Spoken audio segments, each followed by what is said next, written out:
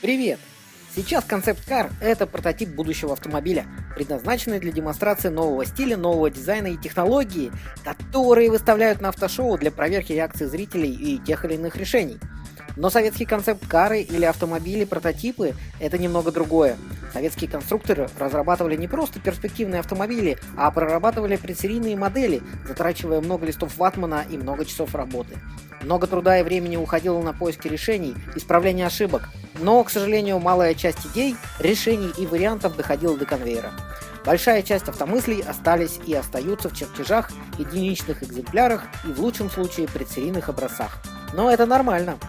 Давайте сейчас вместе с Техноенотом вспомним некоторые советские автомобильные разработки, которые не дошли до конвейера или дошли, но в сильно измененном варианте. Так сказать, отечественные концепт-кары.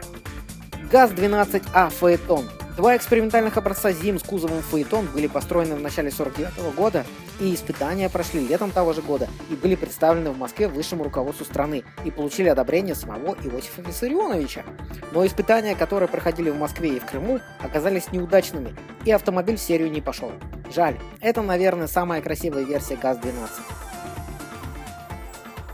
Такого 408-го москвича вы точно не видели. В 1965 году в Ижевске началось строительство автомобильного завода. Причем оригинального автомобиля у нового завода не было. Вместо этого планировалось наладить производство новейшего москвича 408.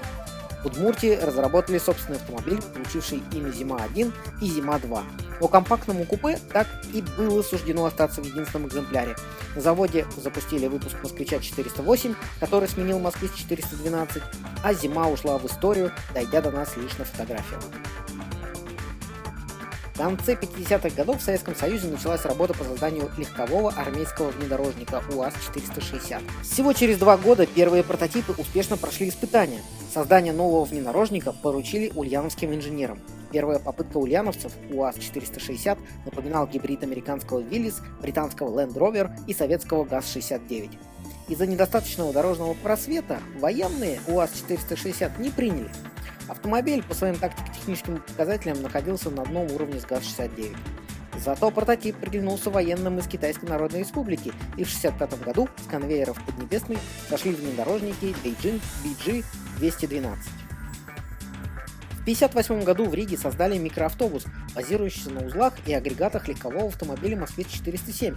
Более легкая и компактная машина получила название RAV08 Spriditis, что в переводе с латышского «мальчик с пальчик», маленький, ловкий, сказочный герой. От старшей версии Spriditis невыгодно отличался тесным салоном, кузов был на одну секцию короче и довольно плохими динамическими характеристиками. В серийное производство эта модель микроавтобуса не пошла.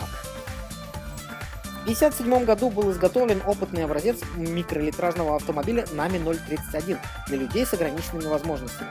Работа велась научным автомоторным институтом, сокращенно НАМИ. Пробированные в НАМИ-031 решения пригодились в середине 60-х, когда началась работа по разработке нового цельнометаллического автомобиля для инвалидов. ИЖ-2126 опытных серий. Первый прототип ИЖ-2126, созданная молодыми конструкторами завода машина, впервые воплотила в себе оригинальные компоновочные решения. Ее салон был сделан большим и просторным, как у «Волги». Автомобиль проектировался с учетом непростых дорожных условий нашей страны. Конструкторами были опробованы несколько модификаций опытных образцов, а в 1984 году образец ИЖ-2126 серии 04 с привычными блок-фарами прошел государственное испытание и был рекомендован к серийному производству. ЗАЗ-1102 «Перспектива». Прототип, созданный в 1973 году в рамках работы над новой моделью современного малолитражного автомобиля с передним приводом. В дизайне экстерьера использовались детали от вазовских машин. На наш взгляд, прототип этой машинки выглядел весьма достойно. Проектирование замены для «Волги» ГАЗ-24 началось еще до ее запуска в 1967 году. Согласно замыслу, новая машина должна была отображать современные тенденции мировой автомобильной моды. Взгляните на фото, чем не Мерседес. Прототип ГАЗ-3101 имел современный, на то время квадратный силуэт, пониженный профиль и должен был оснащаться современными атрибутами комфорта, ставшие стандартным для автомобилей подобного класса на Западе. Кондиционер, гидроусилитель руля, автоматическая трансмиссия и тому подобное. Но, несмотря на успешные испытания, машины так и не попали на конвейер. Сказывался целый ряд причин, упирающихся в финансовые затраты, ведь приоритетное финансирование было направлено целиком на АвтоВАЗ. В итоге потомок прототипа, модель ГАЗ-3102, со значительными упрощениями все-таки добрался до конвейера в 1981 году. В конце 70-х годов по заданию технической дирекции завода в Тольятти был построен экспериментальный пикап на базе новейшей по тем временам шестерки. Это был некий двухместный туристический пикап, у которого в кузове хранилась палатка, которая в собранном состоянии предполагалось размещаться наполовину над кузовом, а наполовину на стойках над землей. Существует точка зрения, что в перспективе на этот автомобиль предполагалось поставить систему полного привода. Конечно, очень жаль, что проект не пошел в серию, но реалии тогдашней жизни в Советском Союзе были таковы, что любое транспортное средство должно было быть максимально утилитарным и практичным. Ну а какая же практичность у двухместного авто с палаткой? Сплошная роскошь.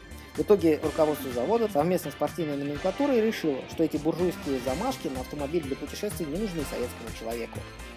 Европейские дистрибьюторы отечественных машин с завидной регулярностью требовали от наших заводов модификаций с кузовом кабриолет. И если в 60-х годах удавалось обходиться без них, то в 80-е кабриолеты на базе ВАЗ-2108 многие стали строить своими силами. Но на АвтоВАЗе разработали опытный образец восьмерки с кузовом Тарго и изготовили его в 1988 году.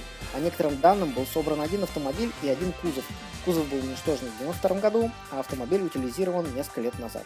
Некоторые считают, что это самая красивая и самая необычная модификация Самары, но на взгляд техноенота, как восьмерку не крути, она восьмеркой и остается.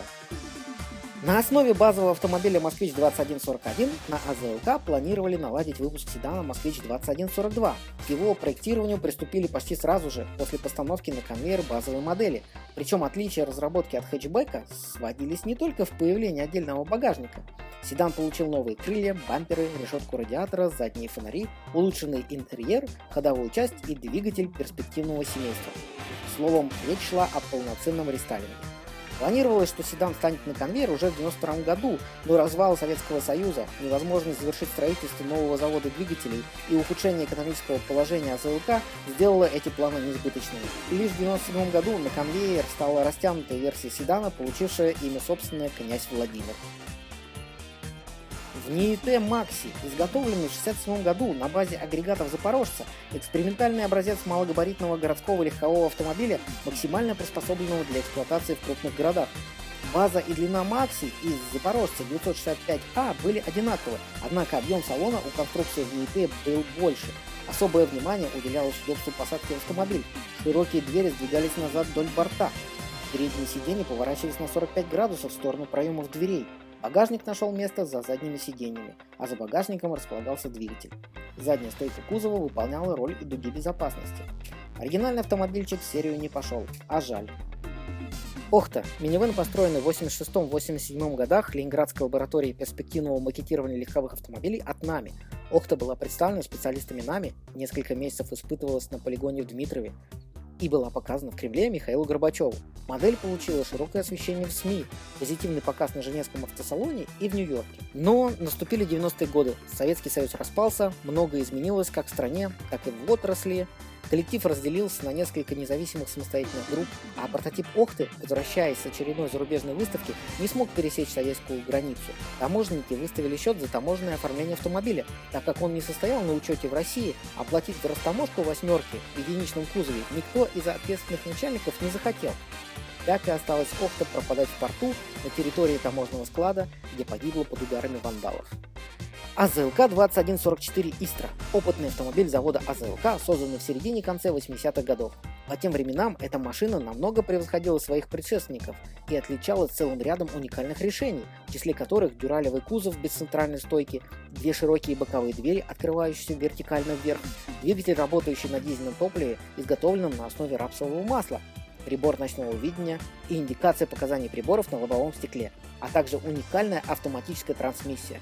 Самое главное, автомобиль обладал хорошими аэродинамическими функциями. Но «Москвич-2144» не вышел из стадии опытных экспериментальных работ. Единственный макетный образец, ранее хранившийся в музее АЗЛК, находится теперь в музее ретро-автомобилей на Рогожском валу в Москве. Спасибо огромное за просмотр. Если понравилось, ставьте большой палец вверх и подписывайтесь на Техноенота.